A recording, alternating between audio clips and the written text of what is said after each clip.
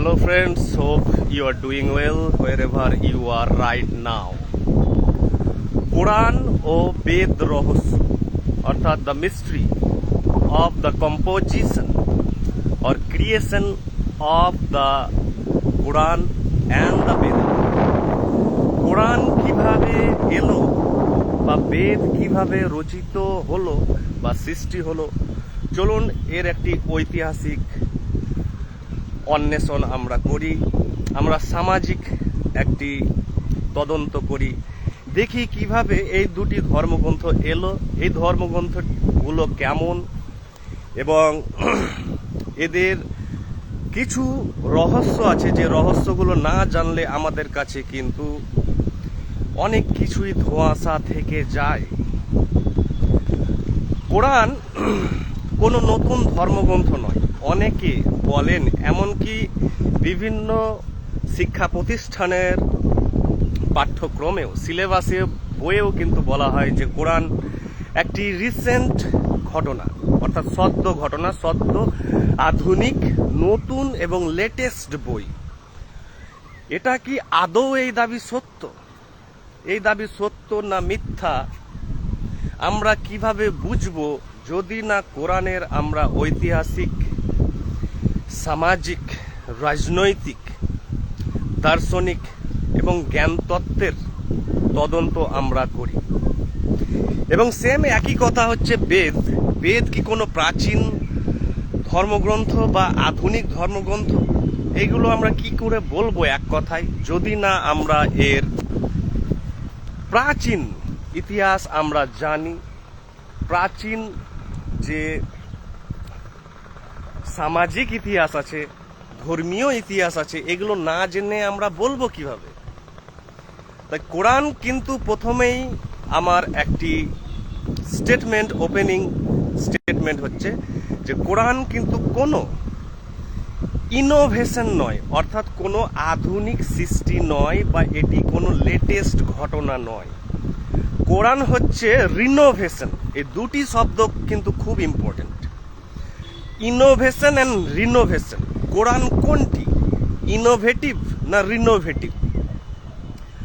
অর্থাৎ কোরআন হচ্ছে রিনোভেটিভ বা রিনোভেশন, অর্থাৎ রিকনস্ট্রাকশন বা রিপেয়ারিং বা রিডেকোরেশন, অর্থাৎ সংস্কার, রিফরমেশন। রিফরমেশন কার হয়? কোনো কিছু রিপেয়ার কার হয়?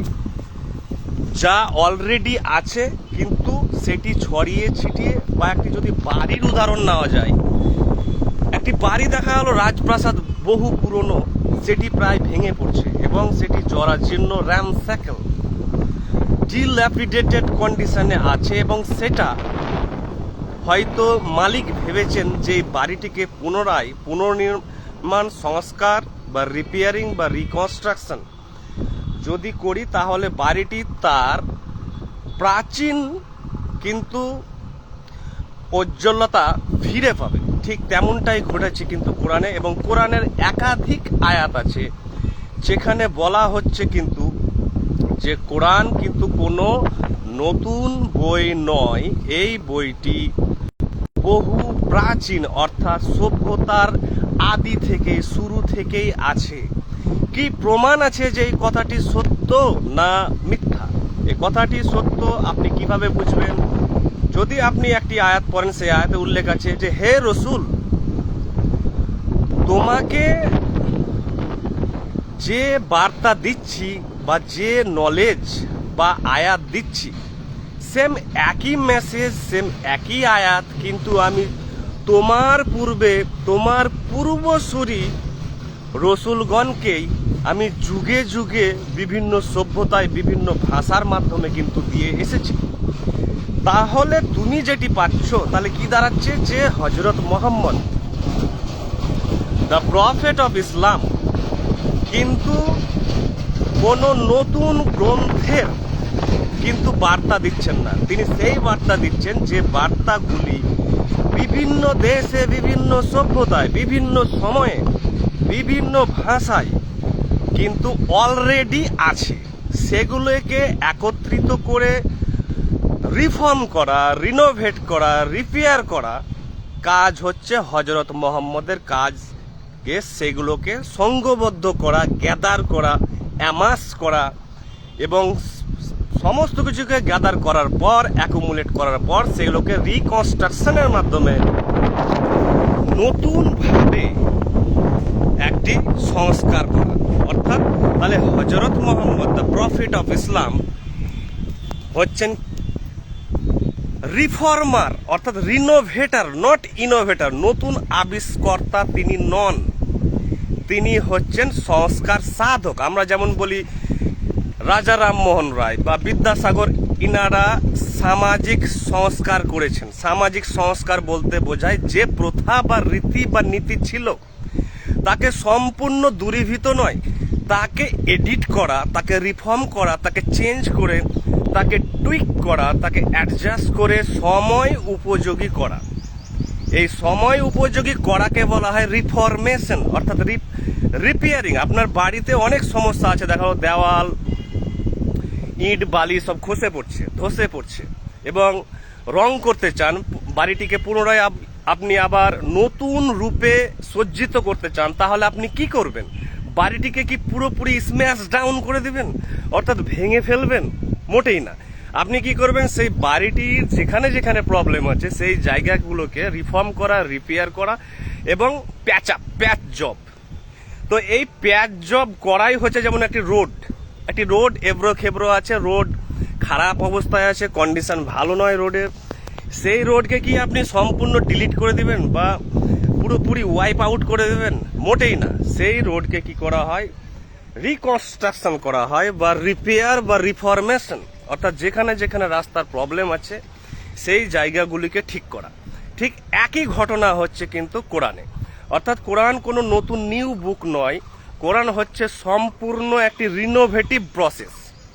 অর্থাৎ অতীতে যা কিছু ছিল, যে জ্ঞান তত্ত্ব, দর্শন, সাহিত্য, সমাজ, রীতি নীতি, রাজনৈতিক স্ট্রাকচার, সমস্ত কিছুকে, নৈতিকতা, সাহিত্যের আঙ্গিক, কবিতা বা যা কিছু আছে তা কিন্তু সমস্ত কিছুকে কিন্তু একত্রিত করে, সুসংঘবদ্ধ করে একটি নতুন যে বাড়ির রিপেয়ারিং এর ঘটনা হয়, সেই ঘটনাটি হচ্ছে আল কোরআন। তাই বলা হয় যে ইসলাম কিন্তু আধুনিক বা এই যুগের লেটেস্ট রিলিজিয়ান না, এই রিলিজিয়ানটি হচ্ছে সম্পূর্ণ প্রাচীন, অর্থাৎ সভ্যতার একেবারে শুরু থেকে। আর এই সভ্যতার শুরু বলতে বোঝানো হয় যে আমরা ঐতিহাসিকভাবে জানি যে এই সভ্যতার বয়স বা সিভিলাইজেশনের এজ কিন্তু অগণিত পিরিয়ড, বছর, মিলিয়ন্স টাইম এখানে কিন্তু ব্যয় হয়েছে। তাই এই ধর্মটি হচ্ছে টোটালি প্রাচীন ধর্ম, একেবারে প্রাচীন। তাহলে কি বেদ, বিশেষত মূলত ঋগ্বেদ কি কখন থেকে আছে, কেমন ভাবে আছে? এটিকে বলা হয় সনাতন। সনাতন কথার অর্থ হচ্ছে ইটারনাল, অর্থাৎ অনন্ত, যার কোনো শেষ বা শুরু নেই। তাহলে এটিও আছে কিন্তু একেবারে সভ্যতার শুরু থেকে। তাহলে সনাতন এটার নাম হিন্দু ধর্মের নাম কিভাবে হয়? সেই দেশের জিওগ্রাফি, ল্যাঙ্গুয়েজ, কালচার, জীবনযাত্রার উপরে ভিত্তি করে ভাষার ভিন্নতার জন্য, জীবন প্রণালীর ভিন্নতার জন্য নাম কিন্তু আলাদা হয়। কিন্তু সেই ইসলাম এবং সনাতন ধর্ম একই জিনিস, কারণ কোথাও কোনো আলাদা ভিন্ন কিছু বলা হচ্ছে না এই মেটাফিজিক্যাল জগৎ সম্পর্কে, অর্থাৎ অধিবিদ্যা, অর্থাৎ আমরা যে ফিলোজফিতে পাই যে মেটাফিজিক্স, এই ইউনিভার্স কি, কেমন, কোথা থেকে এলো, সৃষ্টিতত্ত্ব, কসমোলজি নয়, রিলিজিয়নে আছে কসমোগনি, অর্থাৎ এই সভ্যতা, এই সৃষ্টি, মানুষ কিভাবে এলো। বেদে আছে, হিন্দু ধর্মে আছে আদি মানুষ হিসাবে বলা হয় মনু, ইসলামে আছে কি আদম, আর বাইবেলে হচ্ছে অ্যাডাম। সেই ব্যক্তিত্ব কিন্তু একইভাবে শুরু হচ্ছে। তাই বোঝা যাচ্ছে যে কখনো সভ্যতার প্রথম দিকে এরা কিন্তু একটি ঘটনাকে বিভিন্ন দেশ, পরবর্তীকালে বিভিন্ন ভাষা, বিভিন্ন সংস্কৃতি, সভ্যতা কিন্তু ভিন্ন ভিন্নভাবে ব্যাখ্যা করার চেষ্টা করেছেন মাত্র। তাই ঋগ্বেদের যা জ্ঞান তত্ত্ব আছে, অর্থাৎ বেদে, 4টি বেদে যে জ্ঞান তত্ত্ব আছে, সেই জ্ঞান তত্ত্ব কিন্তু যুগে যুগে বিভিন্ন সভ্যতায় বিভিন্ন দেশে, শুধু ভারতবর্ষে নয়, যেমন কোরআনের জ্ঞান শুধু আরবির বা মক্কা মদিনার সৌদি আরবের ঘটনা নয়। কোরআন কিন্তু মুসলিম যে আমরা বলছি নামটি, সেই তাদের মানে একচ্ছত্র অধিকার নয়, এটি হচ্ছে মানব জাতির ইতিহাসের কাহিনী। অর্থাৎ এটি শুধু সৌদি আরবে ছিল না, বিভিন্ন দেশে বিভিন্ন সময়ে বিভিন্ন যুগে ছড়িয়ে ছিটিয়ে প্রচলিত ছিল এবং বিভিন্ন ভাষায় থাকার ফলে আমরা শুধু ভাবছি কোরআন হয়তো যে মুসলিমদের জিনিস, একটি অ্যারাবিক জিনিস, একটি আরব দেশের ঘটনা। মোটেই না, কারণ এই ঘটনাটি হচ্ছে ভাষাগত ভিন্নতার জন্য অ্যারাবিক, কোনটি সাংস্কৃতিক। তাই দুটি ধর্ম কিন্তু ভিন্ন যাত্রার জিনিস নয়, একই, একবারে হুবাহু একই। অর্থাৎ দুটোরই কিন্তু যাত্রা হচ্ছে প্রাচীন, আর এই দুটো জিনিসই হচ্ছে এক। অর্থাৎ ইসলামই হচ্ছে সনাতন ধর্ম, আর সনাতন ধর্মই হচ্ছে ইসলাম।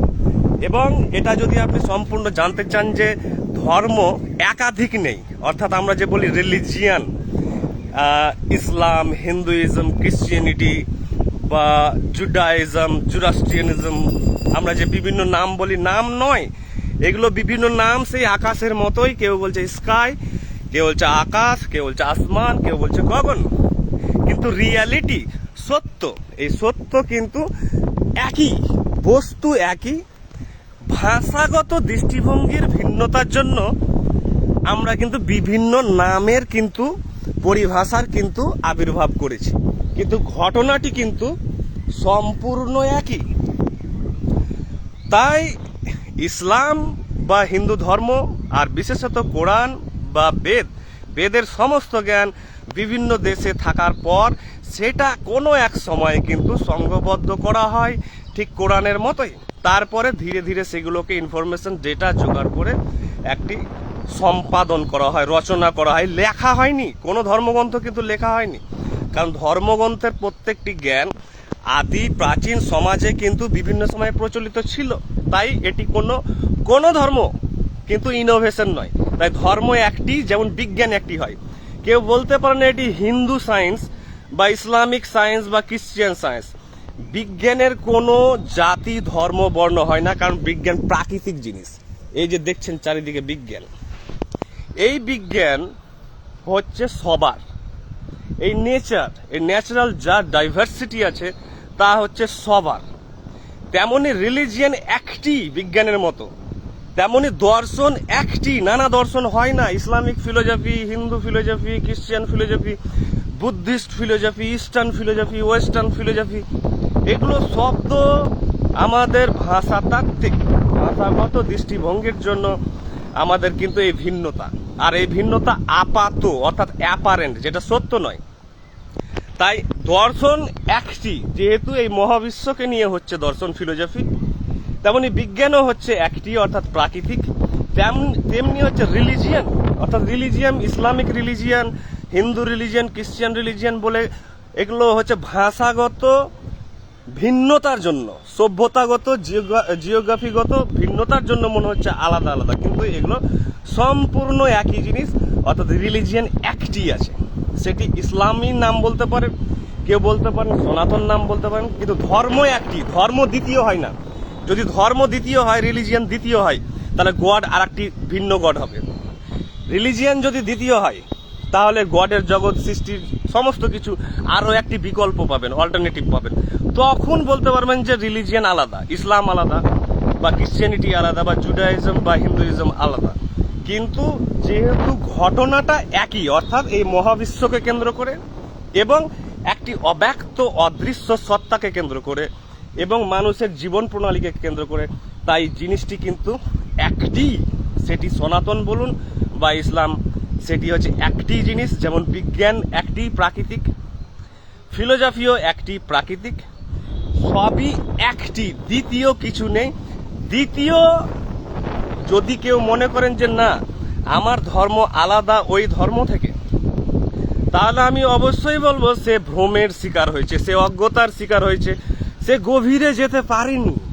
সেই নদী যেমন দেখছেন এই নদীর ওপর থেকে একরকম মনে হচ্ছে, কিন্তু যতক্ষণ না আপনি এর গভীরে যাবেন ততক্ষণ পর্যন্ত কিন্তু এর ইনার যে রহস্য আছে, অভ্যন্তরীণ যে রহস্য, এই অভ্যন্তরীণ রহস্য কখনো আপনি ধরতে পারবেন না। তার রিলিজিয়ানিটি নদীর মতো বাইরে থেকে দেখে মনে হচ্ছে এটা ভাগীরথী, এটা গঙ্গা, এটা কাবেরী, এটা গোদাবরী, কিন্তু এটা সেম রিভার, অর্থাৎ ওয়াটার বডি, একটি জলাশয়। ওয়াটার বডিকে বলা হয় বিভিন্ন নাম। কেউ বলছেন যে তার বৈশিষ্ট্যের জন্য যে এটি পুকুর, এটি নদী, এটি সমুদ্র, অর্থাৎ তার আকারগতর জন্য, কিন্তু অ্যাকচুয়ালি জিনিসটি হচ্ছে ওয়াটার বডি। তার রিলিজিয়ান হচ্ছে একই জিনিস, যেটা ইসলাম সেটাই সনাতন, এবং সেটাই ক্রিশ্চিয়ানিটি, সেটাই জুডাইজম, সেটাই জুরাস্ট্রিয়ানিজম। এখানে ভিন্নতা তিনটি কারণে যে আলাদা মনে হচ্ছে, যে এটা আরবের বোধহয় কোরআন, এটা মুসলিমদের বোধহয়, এটা হিন্দুদের হয়তো বেদ, মোটেই নয়। একটি মেজর রোল প্লে করে এই ভিন্নতার পেছনে, একটি হলো ল্যাঙ্গুয়েজ, অর্থাৎ সেটা অ্যারাবিক, এটা সাংস্কৃতিক, কোনোটা পালি ভাষায়, কোনোটা হিব্রু, কোনোটা ল্যাটিন। এই ভাষাগত ভিন্নতার জন্য রিয়েলিটিকে আলাদা মনে হচ্ছে, অর্থাৎ আকাশকে আপনি জলকে যে নামেই ডাকুন, ভাষাগত যখনই ভিন্নতা আসবে তখন জলের রূপ চেঞ্জ হয়ে যাবে, জলের আকার চেঞ্জ হয়ে যাবে, জলের সম্পর্কে বৈশিষ্ট্য চেঞ্জ হয়ে যাবে, কিন্তু জিনিস কিন্তু ওয়াটার বডি। আর একটি হচ্ছে জিওগ্রাফি, অর্থাৎ ভৌগোলিক ভিন্নতার জন্য মনে হচ্ছে রিলিজিয়ান আলাদা বা সায়েন্স আলাদা, ওই দেশের সায়েন্স আলাদা, এই দেশের সায়েন্স আলাদা, এই দেশের ফিলোসফি আলাদা।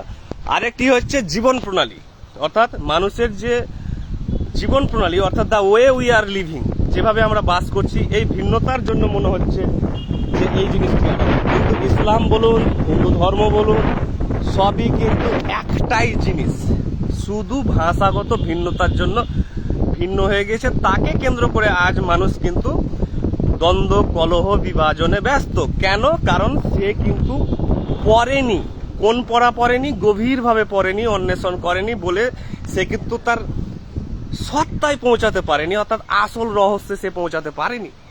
আসল রহস্যে পৌঁছাতে না পারার ফলে সে ডিবেট করছে, তর্ক করছে, সে হইচই করছে, সে সাম্প্রদায়িক অস্থিরতা করছে, কিন্তু জিনিস এক। এই হচ্ছে ব্যাপার। তাই আপনাকে ঐতিহাসিক তদন্ত না করে, কোনো ধর্মগ্রন্থ হোক, দর্শন, সায়েন্স বা যাই জ্ঞান তত্ত্ব হোক, আপনি গভীর তদন্ত না করে কোনো কিছু হুটহাট বা আবেগপ্রবণ হয়ে বললে আপনি অবশ্যই কিন্তু অজ্ঞতা বা ভ্রমের শিকার হবেন।